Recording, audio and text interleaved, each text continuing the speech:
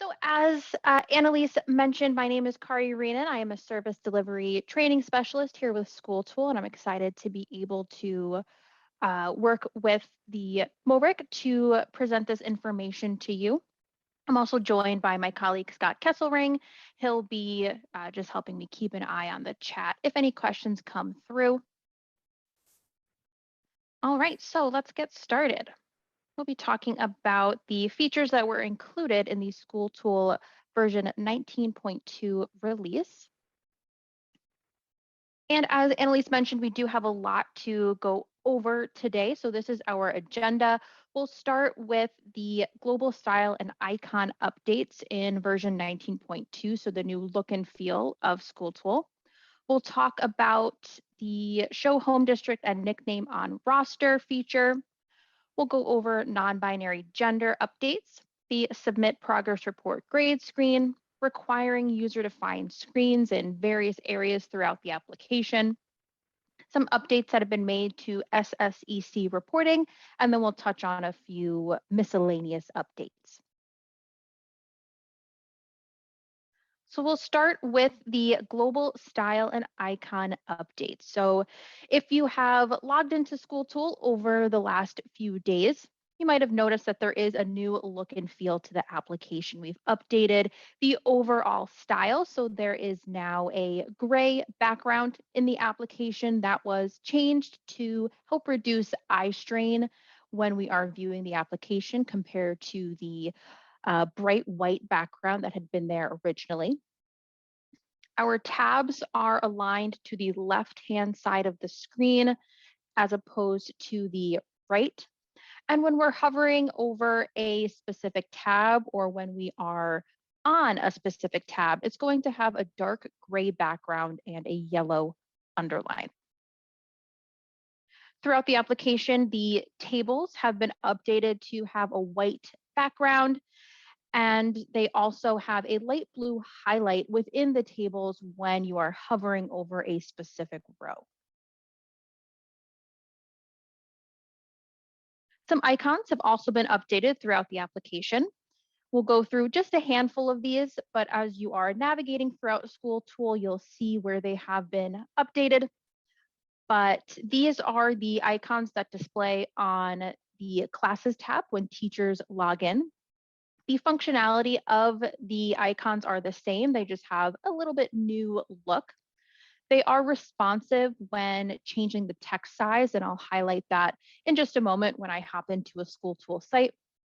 And they're also slightly bolded when they are hovered over.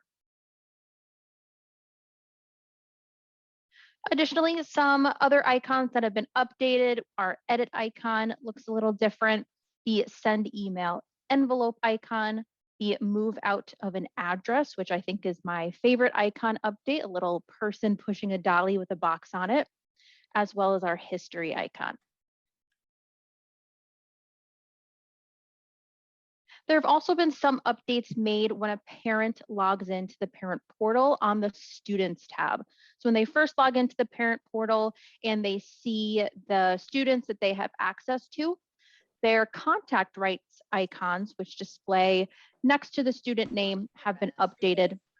So we have a new primary contact icon, receives mail, pickup, and parent portal. And these are all configured on an individual student basis as needed.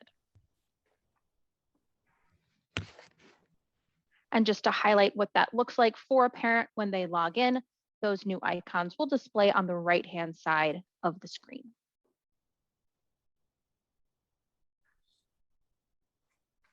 Some additional icons that have been updated. I won't discuss each of these individually. You will see them throughout the application, but most notably, our select icon is now a blue right pointing arrow, and our printer icon and copy or mass enter, those are visible on a few different screens throughout SchoolTool.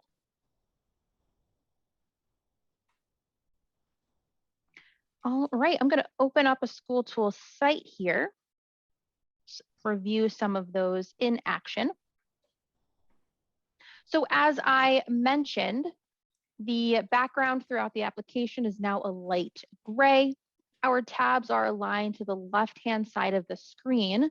The selected tab has that dark gray background and yellow underline, but also when we hover over a different tab, the background will also be that dark gray with a yellow underline. Our icons will see those new updates for our classes tab.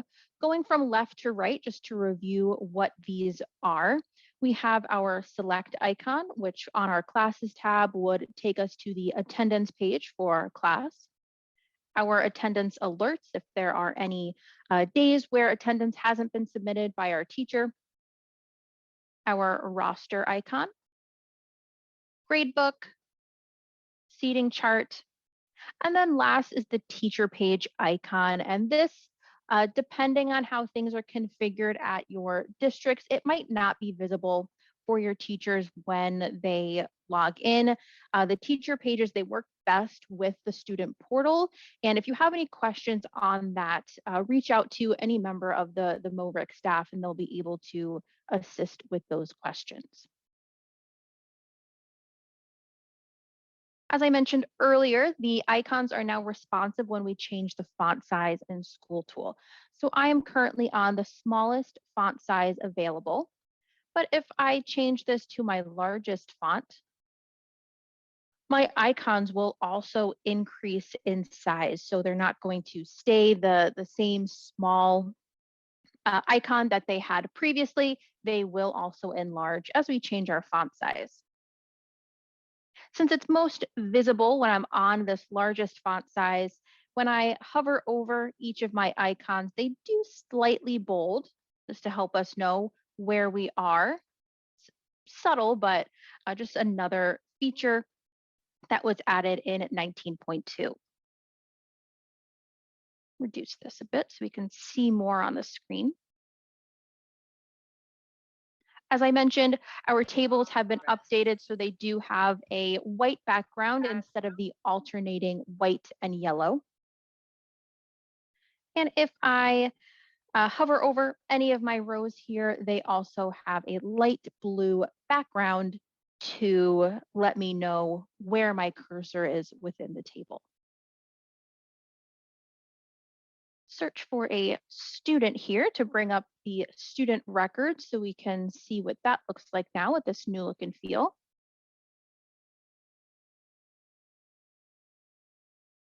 So similar to when we first log in, we have that gray background. Our sections of the student record are kind of blocked out with a white background to make them stand out against the overall overall screen on when we're logged in.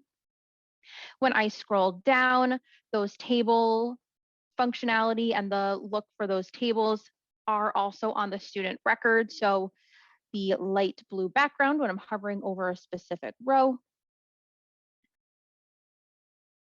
One thing with 19.2 and the icons, the contact rights icons for the primary contact, pickup, parent portal, those have been updated when a parent logs in and is on the student tab, but they haven't been updated yet on the contacts tab on the student record. So we will still see those old icons, but they are planning to be updated in a future version of SchoolTool.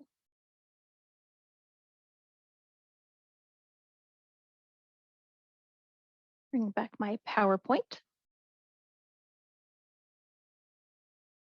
Just a few additional updates for the look and feel of SchoolTool.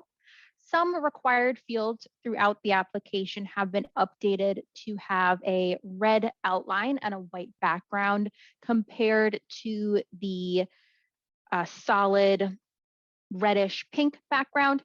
That again hasn't been updated in all areas throughout SchoolTool, so you'll still see the old style in some areas, but this is what they are working to update for all required fields. The example I have on screen is in the Home module Discussions submodule.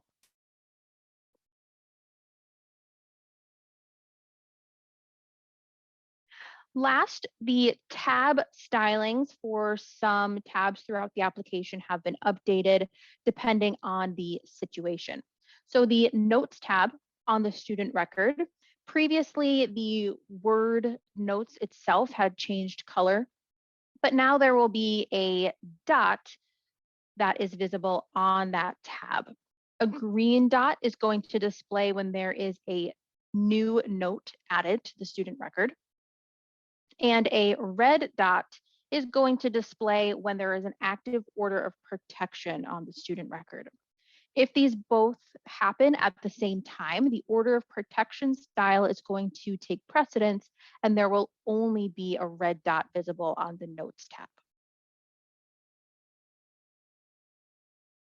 Additionally, on the Contacts tab, when there is a custody alert for one of the student contacts, there will be a red dot visible.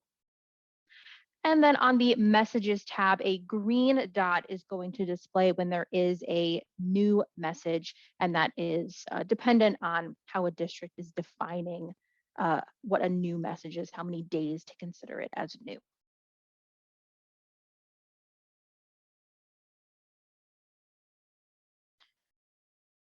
All right, that is all of our info for our global style and icon updates. Anything that I missed, Annalise or Katie, that you want to mention before we move on? Okay, I'm just going to mention that a few of those things that you saw, like the teacher pages, those are all permissions based, and we need project manager approval in order to turn a lot of that stuff on. So it's not necessarily the building principal's, request that we can take for some of those things. So if you do want to discuss any of that kind of stuff, just contact one of the members of the SchoolTool team, and we will come out, reach out to your district, and get all members involved that need to be involved in those things. Okay. Great, thank you, Annalise. Next up, we have Show Nickname and Home District on the Roster tab. And there is a new permissions that are required for these. And Annalise, I think you want to have some input here on the setup for these for your districts. Which setups? The permissions for the showing nickname and roster. Oh yes, I'm sorry, I apologize. Yeah, so with the nickname and the home district is going to be most valuable for those BOCES to show which districts those students are coming from. So we'll definitely want to make sure that we know if the BOCES wants that turned on. Now, these permissions are for the teacher rosters. So it's a place to allow the teachers to see that when they're going in and taking attendance and different things like that. So again, reach out to us if you want this stuff turned on.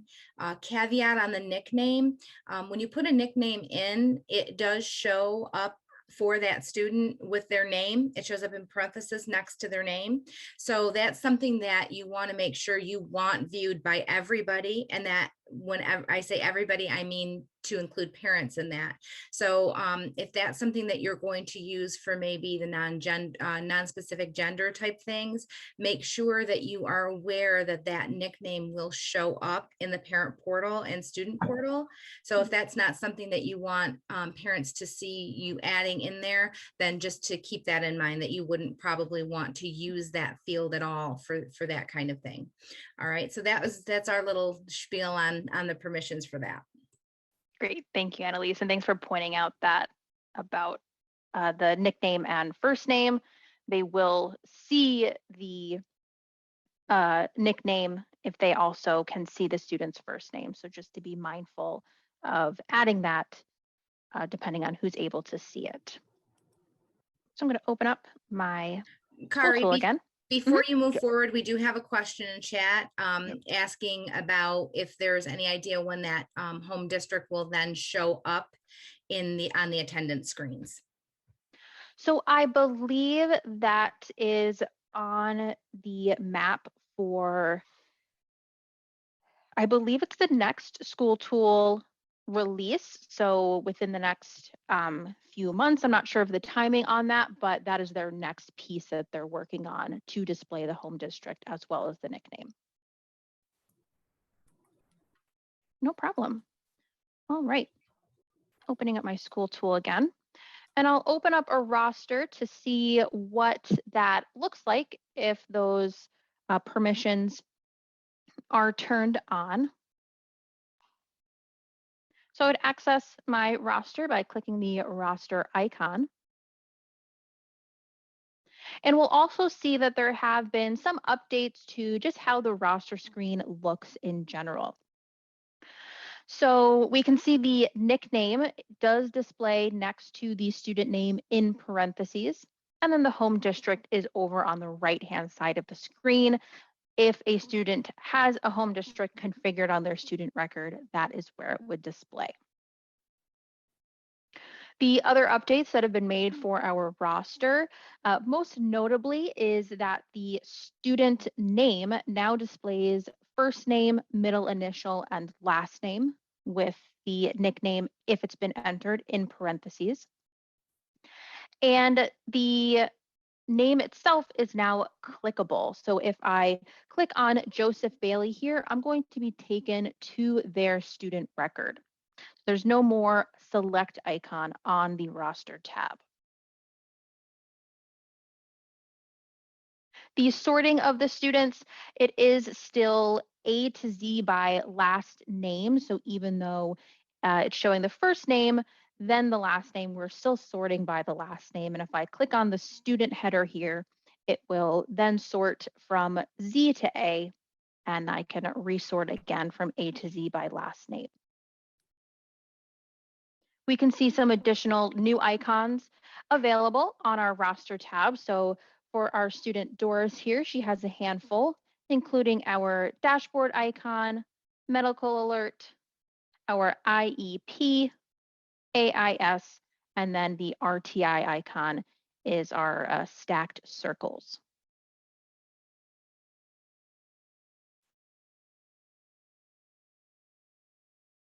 All right, that is the show nickname and home district on roster.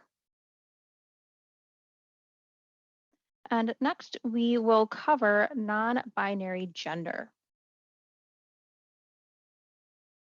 So I just wanted to start with a brief overview of non-binary gender. These updates were included in a previous SchoolTool version, just that we can now specify students as non-binary. That will be an option in gender dropdowns throughout the application. Specifically, when we are either adding a new person or adding a family, we'll see those options available, or if we're editing information on a student record or a person record or faculty record. There is also the option for not specified, and this is specifically for faculty and student contacts. Gender is not required for faculty or student contacts, so we do now have the option for not specified. With students in SchoolTool, gender is a required field that is reported to New York State, so we want to make sure that we are selecting the appropriate option for them.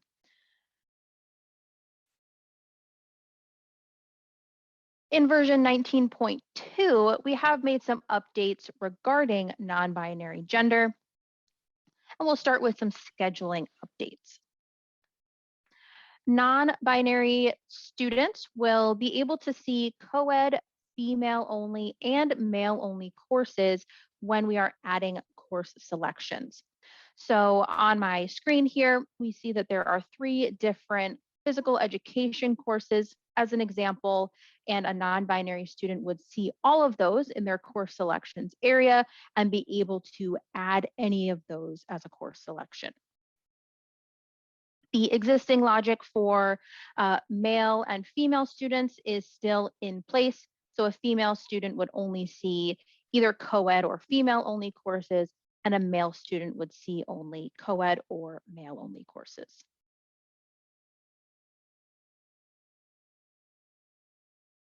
Similar, when we are scheduling students, a non-binary student could be scheduled into a female, male, or co-ed courses. So again, continuing with my physical education courses here, all 3 of those would display when we are editing the student schedule on their record. Additionally, when we are batch editing schedules, I have a few different scenarios here to walk through. But when we are batch editing schedules, if we are maybe working with our physical education courses, if we have a male only phys ed course selected, our non-binary students will be able to be scheduled into that course. Our male students will be scheduled into the course. But if we had any female students selected in our group for one reason or another, they would not be scheduled into that course. On the flip side of that, for a female-only physical education course, if we've selected a group of students to batch edit their schedule, non-binary students can be scheduled into that course. Male students will not be scheduled into the course, and our female students would also be scheduled into the course. And last, our co-ed physical education course. All of our students that we've selected, regardless of their gender, would be scheduled into that course.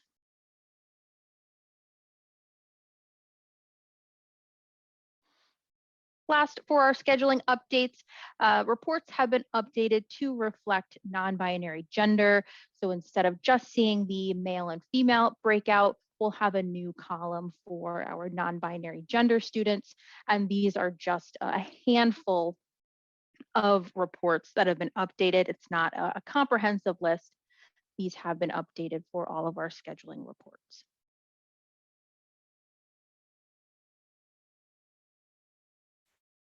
Additionally, with our non-binary gender updates, our relationship configuration has been updated, most notably the reverse text for our relationship configurations.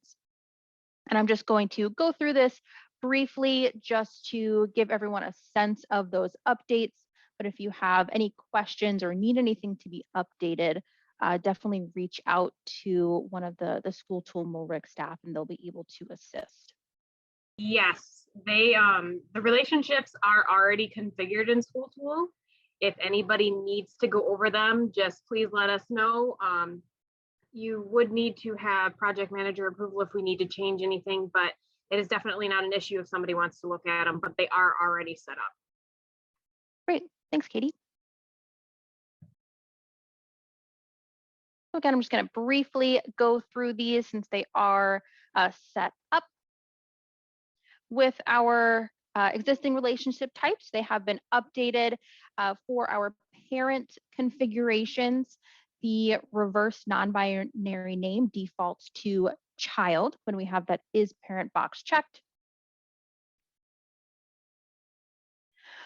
In certain situations, when the is parent box is unchecked, but there is some existing reverse female and male names, the reverse non-binary name defaults to student. And then last, for any existing relationship types, if that is parent box is unchecked and there's no reverse female male name, that non-binary name will default to blank. But as Katie said, if you have any questions or need anything to be updated, definitely reach out to someone on the SchoolTool MORIC staff and they'll be able to assist.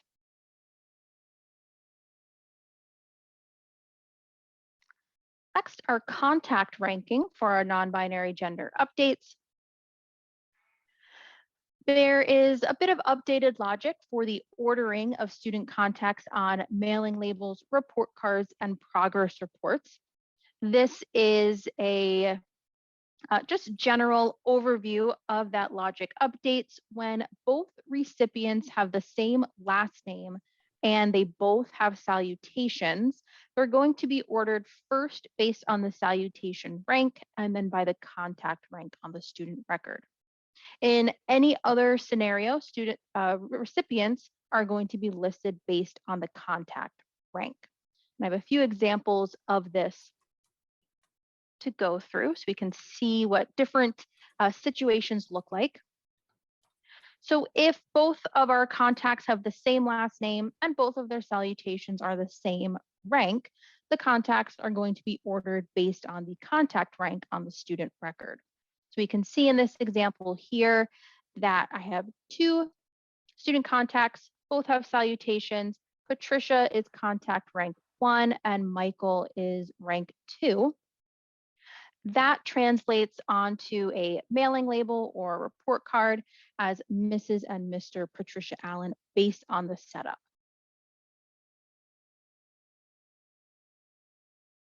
For our contacts with the same last name, but one or both are missing the salutation, they are going to be ranked on or ordered based on the contact rank on the student record. So we can see here again, my same 2 contacts, one with a salutation and one without. On the mailing label, it would display as Patricia and Michael Allen, because Patricia is that contact rank 1. For contacts with different last names, they again will be ordered based on the contact rank on the student record. So even though in this situation, both of our contacts have salutations, they have different last names. Patricia is still contact rank 1. So on the mailing label, it will display as Mrs. Patricia Allen and Mr. Michael Johnson.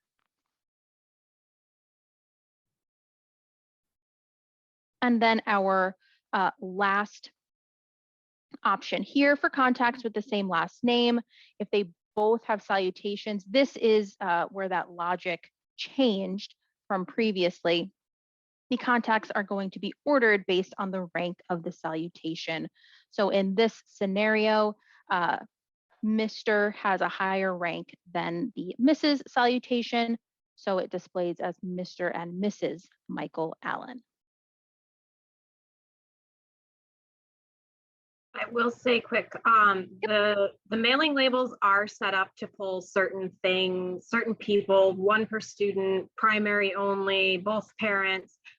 So these are already set up in the system. If you have an issue with your mailing labels, you don't think it's working correctly, just contact one of us at the RIC and we're happy to take a look and see if we can fix what may be the issue.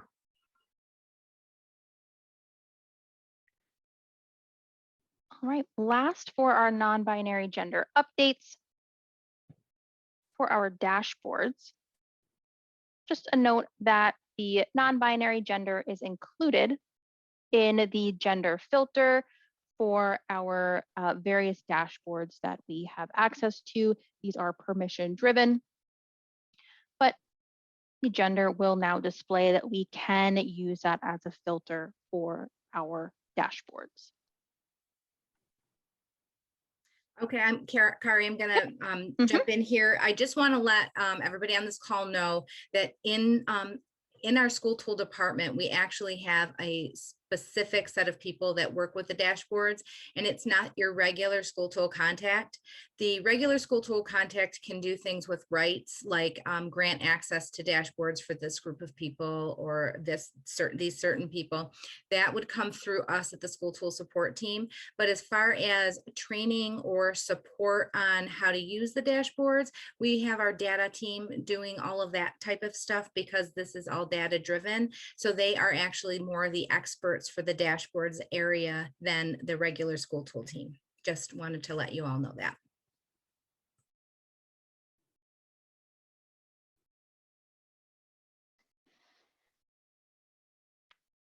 All right, that is our non-binary gender updates. Next, we'll talk about the submit progress reports grades screen. I'm going to open up my SchoolTool site again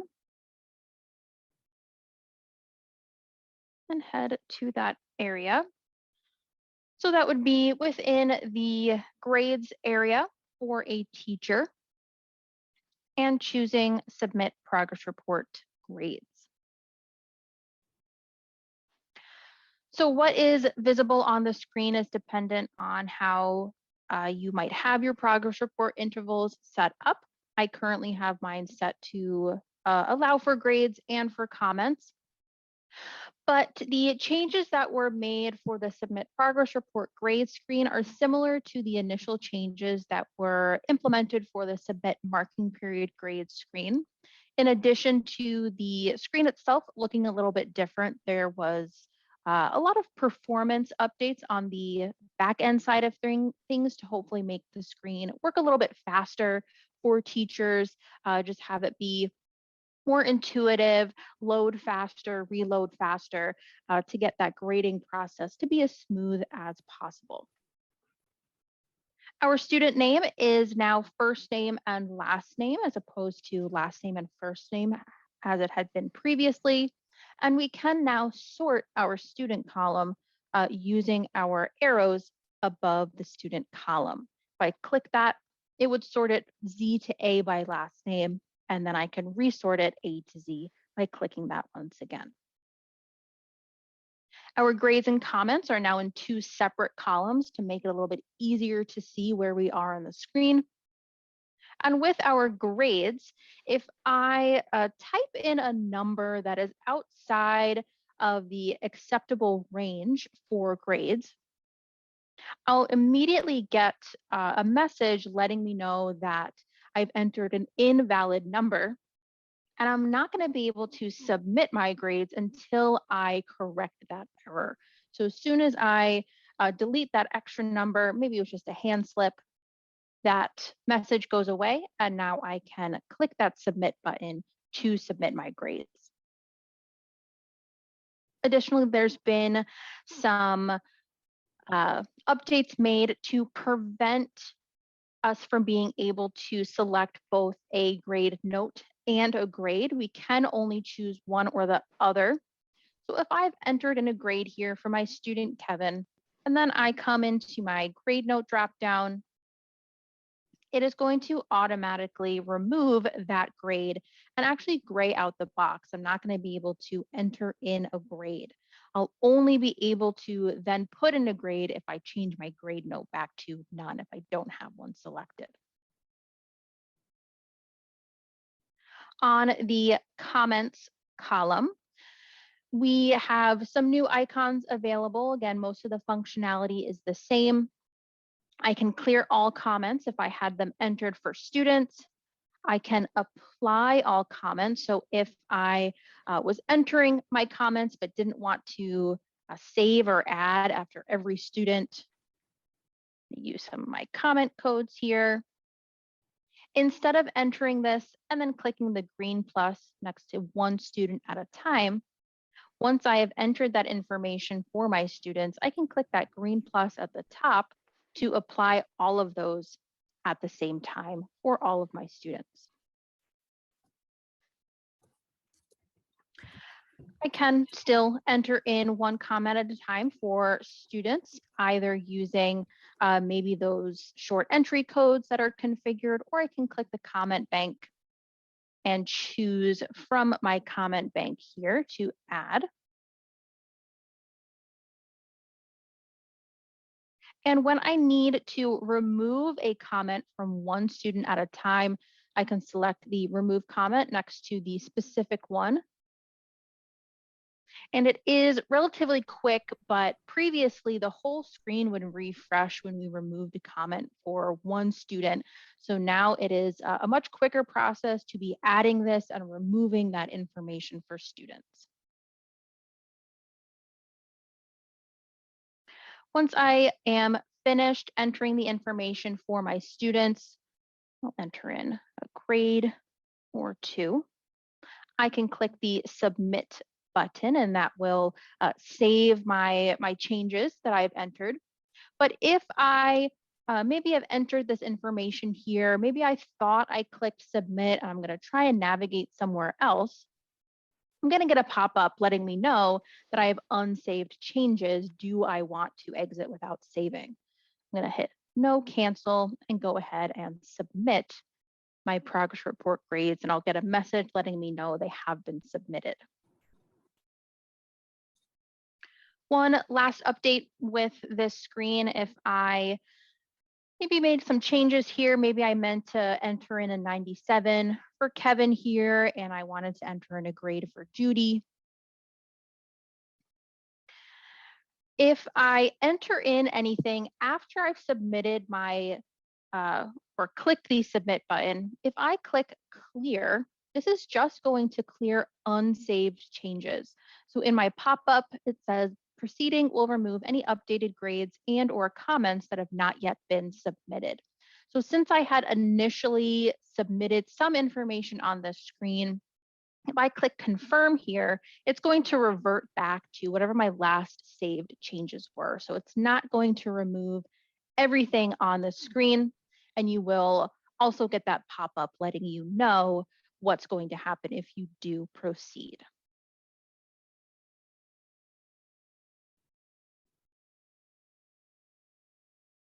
And that's all for our Submit Progress Report Grades screen.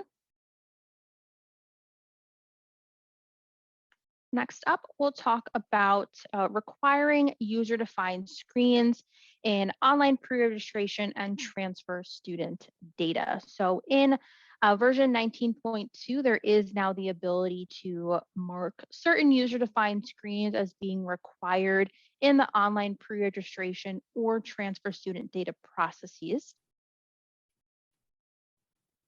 And for online pre-registration, we would be able to select the specific user-defined screen we want to add and be required. So I'm using my former LEPELL, add it to my included side, and then use the required and optional buttons to mark it as required. If it is required, it will have a little asterisk next to it. In the actual online pre-registration process, if we are utilizing that for potentially incoming families, that box is going to be pre-checked when they are entering the information, and they will need to complete it before moving on.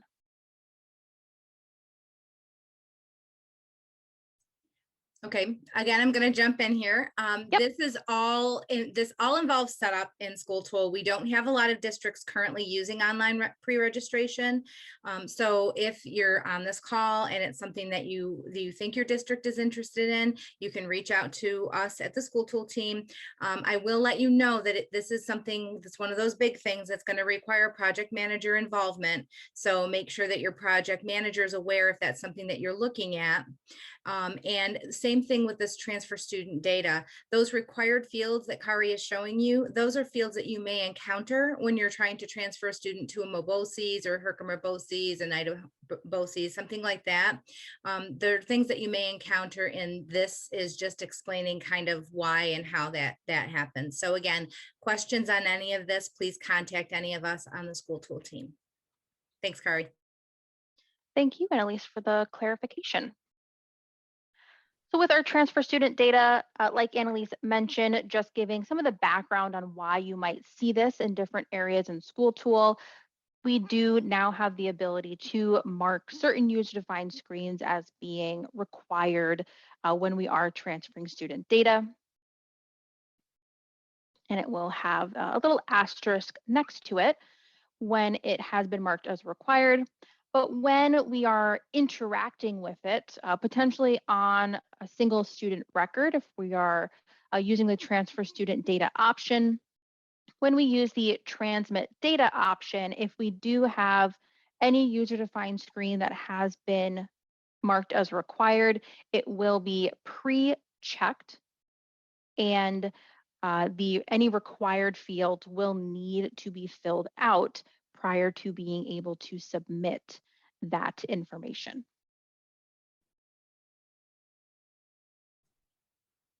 Similar to the send student data area, if that is being used, if you're transferring that student information, if there are any required user-defined screens, for any student that has information already, they'll have a green check in that column underneath the user-defined screen. And any student that does not have information for that required user-defined screen, they will have a red circle with an exclamation point, and you'd be able to fill out that information as needed. Potentially, depending on the user-defined screen that is visible here, you could use the mass enter icon at the top of the column to batch add that information for all students if it was something where they could use the same information.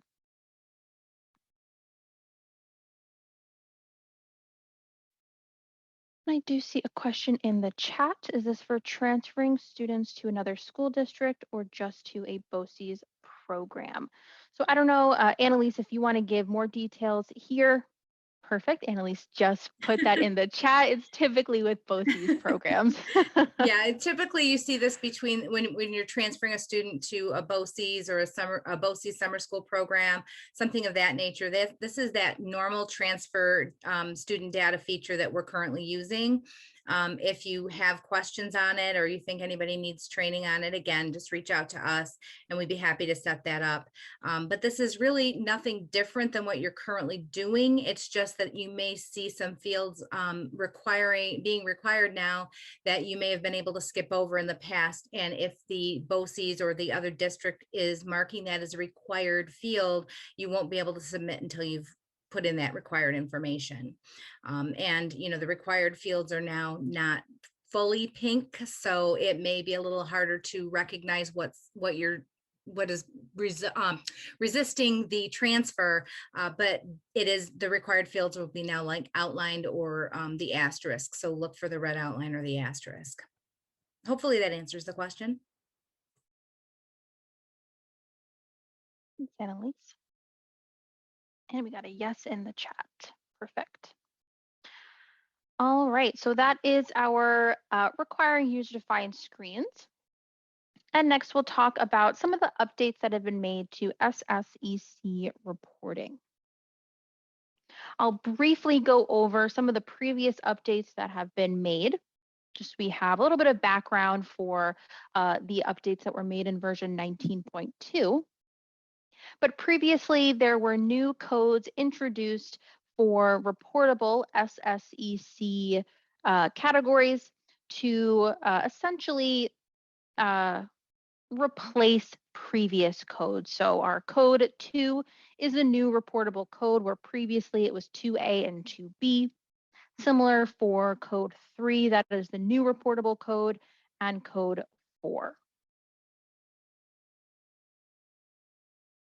There is a new code 8 that was introduced. And then with codes 9 and 10, those were just renumbered. They're not new codes. They were just renumbered to account for that new code 8. Okay, just to jump in on the SCC changes, this is something that we already processed and worked on with everybody probably right after school started. We went through and we did reports on any of the old codes that were used, and we replaced the old codes with the new codes. So if you have any questions on that, get in touch with us. But most districts, if not all, have already been updated with this information. So we just want to put that out there that that's not something to stress over, that we've already addressed that issue. Great. So with the discipline type configuration, since this has been taken care of already at the beginning of the school, I'll again just go through this very briefly. With codes 5A and 5B, previously New York State had said those should be code 5, but then there was updated guidance that we should be using 5A and 5B. So code 5 is no longer going to be used, but as you're working with the SchoolTool MOREC staff, they can assist with getting any of that information updated if it has not already been. This is just a brief overview of the maintenance area. Again, pointing out that some of our required fields are now going to have that red outline with a white background. And if any new codes needed to be added, they can be done in this area. But as Annalise mentioned, seems like all of this has been taken care of for your districts.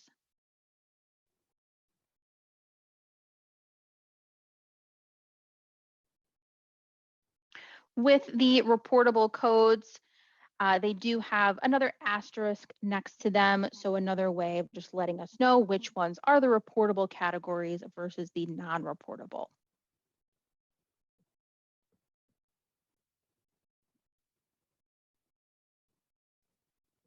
With the updates in version 19.2, bias information can now be entered for any referrals that were created using SSCC codes 2, 3, 4, and 8. So any previously submitted referrals may need to be reviewed if that information needs to be updated for them. And last, we'll take a look at the SSEC report for a few updates that have been made there. Open my SchoolTool again. And I'll be heading to the discipline module reports sub-module.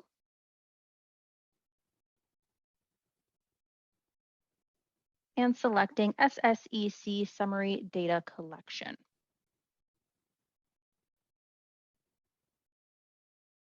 Use the current school year. But a few of the pieces of this report that have been updated. We will have the reportable codes show first in our list on screen. And then if there are any remaining referrals that are tied to a now non-reportable code, they would display over here. But from what Annalise says, it sounds like that information has been cleaned up. So you shouldn't see anything there. If you do, definitely reach out to one of the SchoolTool MORIC staff and they'll be able to assist. Since you might not have any of those non-reportable categories, it's possible when you open the SSEC report, you will not see this show reportable categories only checkbox. This only displays if there are referrals that are tied to those non-reportable codes. So if your data has been reviewed and referrals have been updated as needed, that checkbox will not show. If it does and you check it, it will remove those non-reportable categories from the right-hand side of the screen. Another thing I want to point out, you can use the SSAC report to review referrals that have been submitted and if any need to have bias information added to them now that that is available for codes 2, 3, 4, and 8. You could expand these areas to determine what needs to be updated, if anything. If I expand my total number of bias-related incidents, I will see where they fall within each category.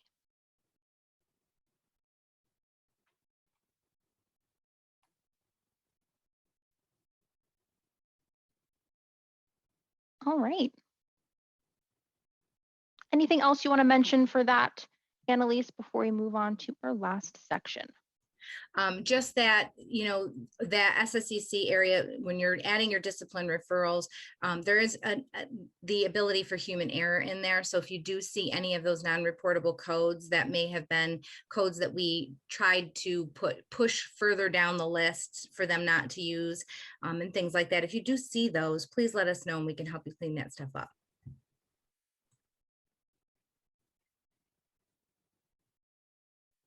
All right, so last we'll just go through some miscellaneous updates that were included in version 19.2. Starting with the in-progress averages on mobile. So if you are using the mobile app, it has been updated to include the gradebook average on the assignments tab. So that will be visible when we are on a specific class.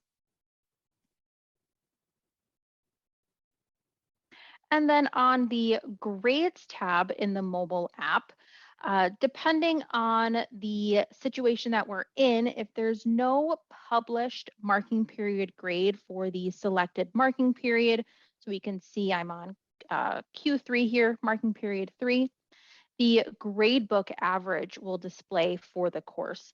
Once that marking period grade is published, the marking period grade would display, but prior to that, the student's gradebook average would display on the grades tab.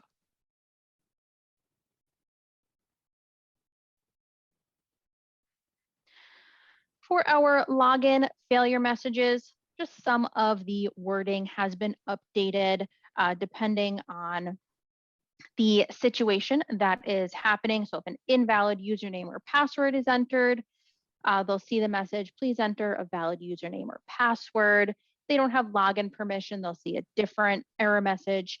This will ultimately depend on the information that's being submitted and how that login information is configured.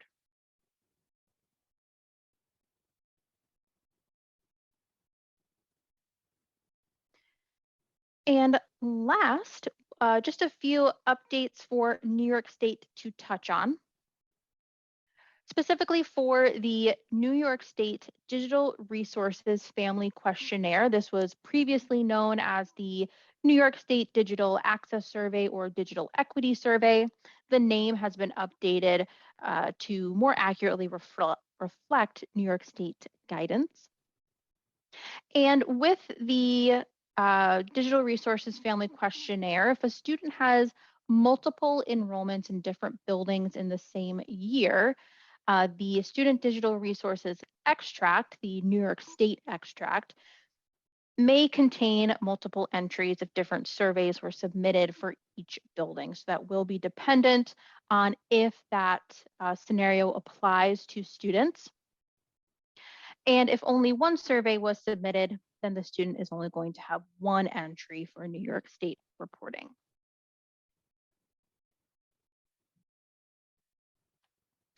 With the user-defined screen itself, this was all in the 19.2 release. As I said, the name has been updated to more closely correspond to New York State guidance. So it is now the New York State Digital Resources Family Questionnaire, a little bit more of a mouthful than it was previously. The header itself has been updated. So if you are on a student record or using it in the mobile app, the information that displays above the user-defined screen has a little bit different information. And it will only change if it hasn't been updated by a district. The drop downs for the user-defined screen are no longer required per updated New York State guidance. So they are all going to be optional now when we're entering the information on a student record. And when we are submitting that information through the various ways that that information can make it onto a student record, they're not, or users are not going to be required to select an answer for each question. And along with that, since those fields are no longer required, there's not going to be a placeholder option for these dropdowns. Previously, there might have been a select one visible in the dropdown, but now that they are no longer required, those will not be visible.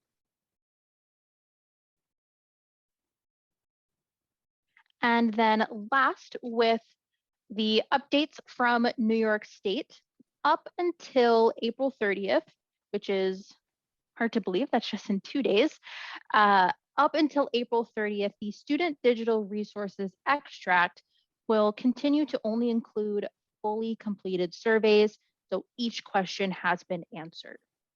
Starting on May 1st, the extract is going to start including any survey that only has one answer selected. That is updated New York State guidance. It can be submitted with just one answer being selected instead of needing to fill out every single question. But all other logic related to this extract is going to remain the same.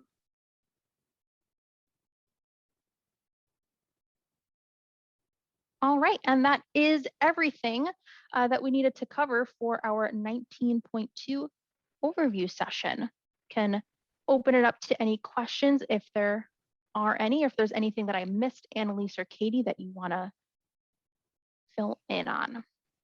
I do want to say quick with the mobile app, if perhaps you have a parent who's having an issue, like they're not seeing the in progress average, they may have to update their app manually on their phone if they don't have automatic updates. So if they call and they're like, why isn't this working? Have them try and see if they need to update it or reinstall it maybe, and that might help. Thanks, Katie. I was going to mention that the mobile update is in there. So if they are having issues, it might be an issue with the app itself and not necessarily SchoolTool. Perfect. Thank you both for clarifying that. And does anybody have any questions for us, whether it's for the Mindex team or for the SchoolTool support team? I know we asked everybody to mute themselves, but we don't want you to be mute. If you have questions, please go ahead and unmute and ask those questions. If you don't want to ask them during the call, you can actually send your questions to Katie or myself, and we'll do our best to answer those questions as well. But please feel free to unmute now. This is your time. We actually have a lot more time at the end than I thought we were going to have. Mm-hmm. So, bring up your questions and concerns if there are any.